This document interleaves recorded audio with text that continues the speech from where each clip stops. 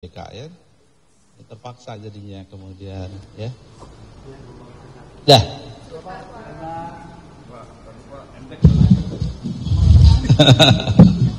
Ke atas dikit.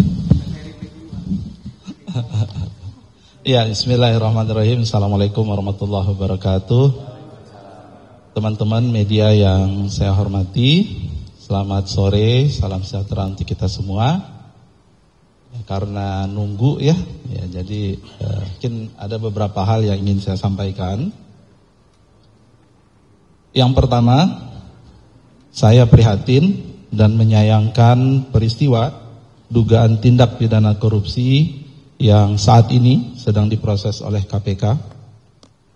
Saya menghormati proses hukum yang sedang dijalankan oleh KPK dan mendukung berbagai langkah KPK dalam melakukan penindakan pelaku korupsi. Bagi saya dan keluarga besar Kementerian Ketenagakerjaan, ini adalah pukulan yang berat, terlebih sejak saya dilantik menjadi Menteri Ketenagakerjaan atau dalam 10 bulan terakhir, saya sedang melakukan banyak pembenahan dan penataan, khususnya terkait dengan integritas, profesionalisme, dan perbaikan layanan. Sejalan dengan arahan Presiden bahwa tidak ada toleransi atas perilaku koruptif, maka saya sudah meminta pejabat beserta jajaran di Kemnaker untuk menandatangani fakta integritas dan siap dicopot apabila melakukan tindakan korupsi. Khusus untuk sertifikasi K3, kami sudah melaksanakan fakta integritas bahkan dengan perusahaan jasa K3 atau PJK3. Dengan total hampir 1.000 perusahaan jasa K3 di Indonesia. Dan ini baru selesai sebenarnya. Dan untuk membuat komitmen supaya tidak ada praktik suap, pemerasan dan atau gratifikasi. Kami juga meminta masyarakat untuk aktif melaporkan apabila masih ada praktek tersebut. Selain fakta integritas, saya juga telah merotasi pegawai yang sudah lebih 4 tahun pada posisinya, melakukan perbaikan proses layanan sehingga lebih transparan dan akuntabel, serta merevisi berbagai regulasi terkait pelayanan K3. Misalnya Permenaker nomor 33 tahun 2016, Permenaker nomor 5 tahun 2018, Permenaker 8 tahun 2020, dan Permenaker 4 tahun 1987 yang sudah selesai harmonisasi.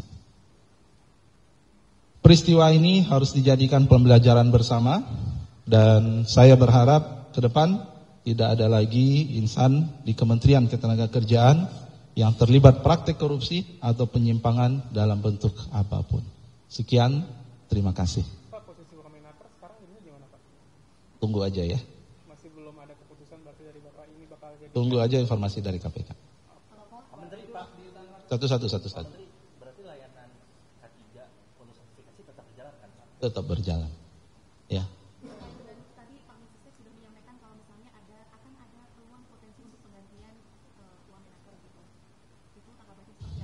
Ya kita. Yang kedua, kinerja Kemenaker kan dinilainya bagus.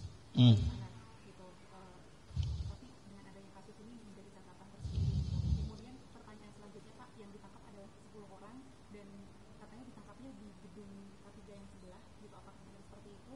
Dan dalam 10 orang itu selain Pak Kemenaker, apakah ada yang lain, pejabat yang lain dari Kemenaker yang juga hidup?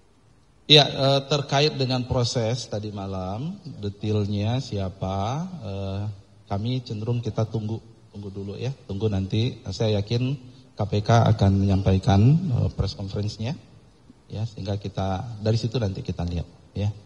Dan tadi saya sampaikan ya kita tunggu dan ini harus kita hormati proses itu, ya.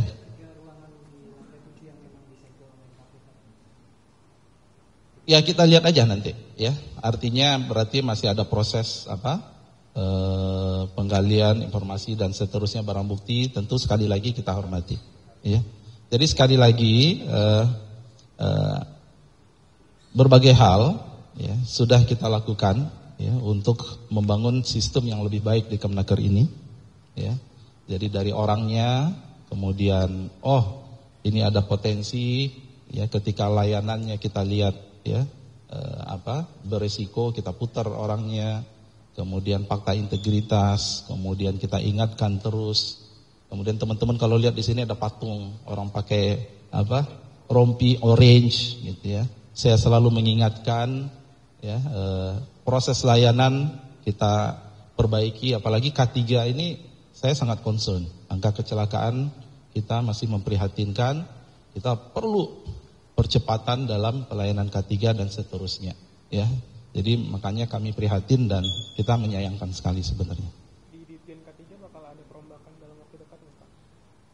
Tentu semua harus ada berbasis bukti ya, dan saya jamin kalau ada bukti dan kemudian itu ya benar ya, tidak ada toleransi.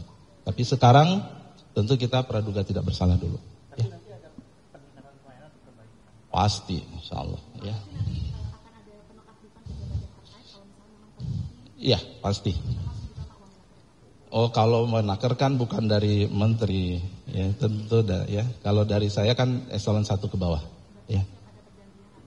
Itu kita serahkan, ya. Cukup? Pak, sampai saat ini udah ada tanggapan dari Presiden, Pak?